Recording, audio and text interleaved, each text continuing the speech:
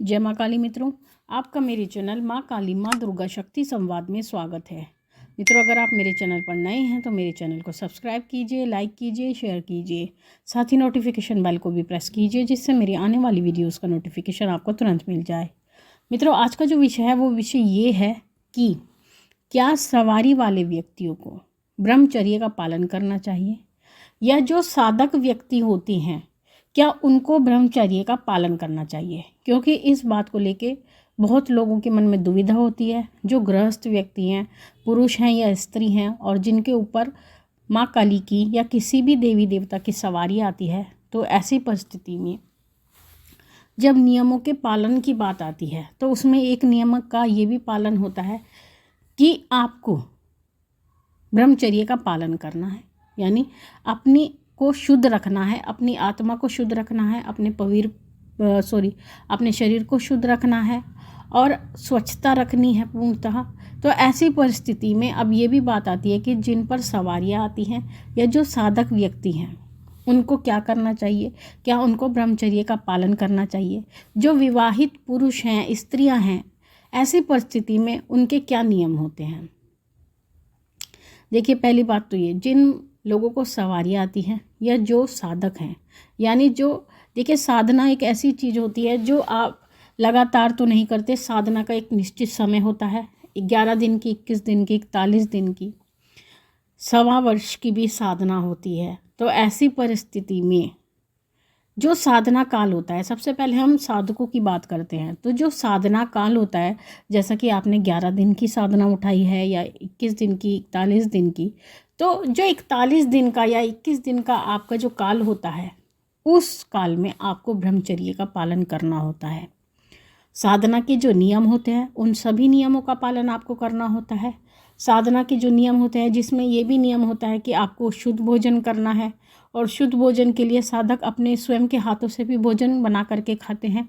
क्योंकि स्त्रियों की अवस्था अशुद्ध हो जाती है, या गृहस्थी स्त्रियां होती हैं तो छोटे छोटे बच्चे होते हैं, और जो पुरुष साधक हैं तो वो उनके हाथ का भोजन नहीं करते, वो स्वयं भोजन बना करके भोजन करते हैं। तो ये नियम होते हैं। तो उसी दौरान जो आपके साधना का काल होता है, जैसे कि उदाहरण के रूप में, यानी 41 दिन तक आपको ब्रह्मचर्य का पालन करना होता है। और जब आपकी साधना पूर्ण हो जाती है, उसके बाद में आपको एक सामान्य जीवन जैसा आप जीते आते हैं, एक गृहस्थ व्यक्ति का जो जीवन होता है वो जीवन आप जी सकते हैं। उसमें कोई भी ब्रह्मचर्य का पालन करने की आपको आवश्यकता नहीं होती। इसका कारण ये, क्योंकि आप एक गृहस्थ व्यक्ति हैं, और गृहस्थ व्यक्ति यानी गृहस्थ का पालन ही सबसे बड़ा पालन कहा गया है। और जो गृहस्थ व्यक्ति भगवान की पूजा और सेवा आराधना करते हैं उनको बहुत ज़्यादा फल मिलता है, क्योंकि वो अपने गृहस्थ का पालन करते हुए भी ईश्वर की आराधना में अपने चित्त को लगाते हैं। तो ऐसी पूजा का आपको सामान्य सन्यासी व्यक्तियों से भी ज़्यादा फल प्राप्त होता है। क्योंकि जो व्यक्ति सन्यास ले लेता है, संसार से विमुख हो जाता है, तो उसका कार्य तो केवल ईश्वर का भजन कीर्तन ही है और उनकी साधना ही है। लेकिन गृहस्थ व्यक्ति का जो दायित्व होता है वो दो तरफ होता है, ईश्वर के प्रति भी होता है और अपने गृहस्थ के प्रति भी होता है। तो ऐसी परिस्थिति में आपको केवल साधना काल में ही ब्रह्मचर्य का पालन करना है। दूसरी बात, आपको कभी भी चरित्रहीन नहीं होना चाहिए। एक साधक व्यक्ति को कभी भी चरित्रहीन नहीं होना चाहिए। यहाँ पर चरित्रहीन से तात्पर्य ये है कि जो आपकी धर्म पत्नी है, आप केवल उसी के साथ रह सकते हैं। किसी अन्य स्त्री की तरफ आपको आंख उठाकर नहीं देखना है। स्त्री है तो पुरुष की तरफ आपको आंख उठाकर नहीं देखना है। तो आपको केवल अपने पति या पत्नी के साथ ही रहना है। ये चरित्र हीनता जो आपके अंदर आती है, तो वहाँ पर आपकी शक्तियाँ कम होती हैं, आपकी शक्तियों की ऊर्जाएं कम होती हैं। और कुछ शक्तियाँ ऐसी होती हैं जिन्हें चरित्रहीनता का कर्म पसंद नहीं होता, और अगर आप वो कर्म करते हैं तो शक्तियाँ शरीर छोड़कर चली जाती हैं। कुछ ऐसे कर्म होते हैं जो शक्तियों को पसंद नहीं होते, लेकिन आपको इनका ज्ञान नहीं होता, और जब आप ऐसा कर बैठते हैं तो शक्तियाँ आपका शरीर छोड़ देती हैं। उसके बाद आप अत्यधिक परेशान हो जाते हैं, और आप इसका कारण भी नहीं जान पाते कि हमारे साथ ऐसा क्यों हुआ है। तब आप ये सोचते हैं कि हमारी शक्तियों को किसी ने बांध दिया है, हमारे साथ कुछ उल्टा सीधा किसी ने तंत्र कर दिया है, जबकि उसका कारण आप स्वयं होते हैं। तो ये तो साधकों की बात है। अब ये बात आती है कि जिन पर सवारी आती है, क्या उन्हें ब्रह्मचर्य का पालन करना चाहिए?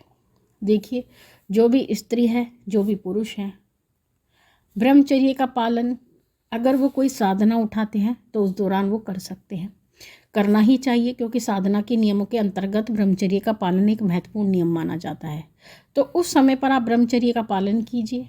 लेकिन जब सवारी आती है, सवारी का अर्थ है यानी जो शक्ति आपके शरीर में विराजमान है, वो शक्ति कभी आपका शरीर छोड़कर नहीं जाती है। कुछ लोगों को ये भ्रम होता है कि शक्ति चली गई है, शक्ति आती है, जबकि ऐसा नहीं होता। शक्ति आपके शरीर में 24 घंटे रहती है। लेकिन जब हम उसका ध्यान करते हैं तब वो ऊपर की तरफ उठकर प्रकट होती है, वो सवारी के रूप में आती है और आपसे वाद विवाद संवाद सब कुछ करती है। लेकिन जब हमारे प्रश्न पूरे हो जाते हैं तो शक्ति फिर वहीं विराजमान हो जाती है। तो ऐसी परिस्थिति में आपको एक गृहस्थ होने के नाते, एक कहते हैं पूजा का भी एक समय होता है, एक आपके आराम का भी समय होता है। तो जो समय आपके गृहस्थ पालन के लिए बना है उसमें आप गृहस्थ पालन कीजिए, जो आपका समय पूजा के लिए बना है उसमें आप पूजा कीजिए। अगर जैसे रात्रि का समय आपका गृहस्थ पालन का बना है तो गृहस्थ पालन कीजिए, जो सुबह का समय होता है आपकी पूजा का है तो उसमें पूजा कीजिए। लेकिन जो लोग दरबार लगाते हैं, जो चौकी लगाते हैं, उस दिन आपको अवश्य ही ब्रह्मचर्य का पालन करना चाहिए। विशेष दिनों में आपको ब्रह्मचर्य का पालन करना चाहिए। पूर्णमासी में आपको ब्रह्मचर्य का पालन करना चाहिए।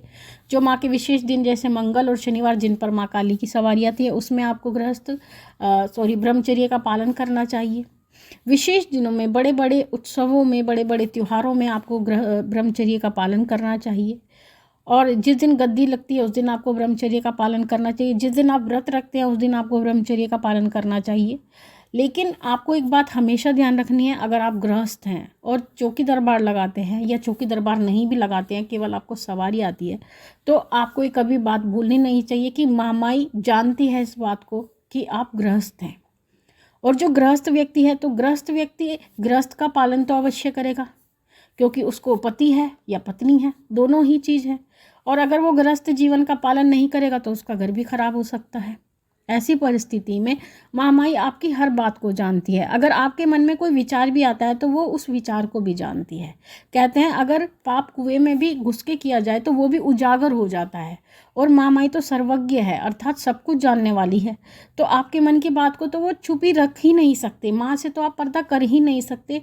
जो चीज़ आपके स्वयं शरीर में विराजमान है आप उससे कैसे पर्दा कर सकते हैं। तो ऐसी परिस्थिति में गृहस्थ व्यक्ति गृहस्थ का पालन कर सकते हैं, लेकिन साधना काल में, सवारी आने के समय में, विशेष दिनों में आपको ब्रह्मचर्य का पालन करना चाहिए। यही नियम होते हैं सवारी वाले व्यक्तियों के। तो मित्रों, ये थी जानकारी आप सभी के लिए। माँ भगवती से यही प्रार्थना करती हैं कि वो आपके भंडारे भरती रहे, आपकी सभी मनोकामनाओं को पूर्ण करती रहे। आपसे फिर मिलते हैं अपनी अगली वीडियो में। तब तक के लिए जय महाकाली, जय महाकाल।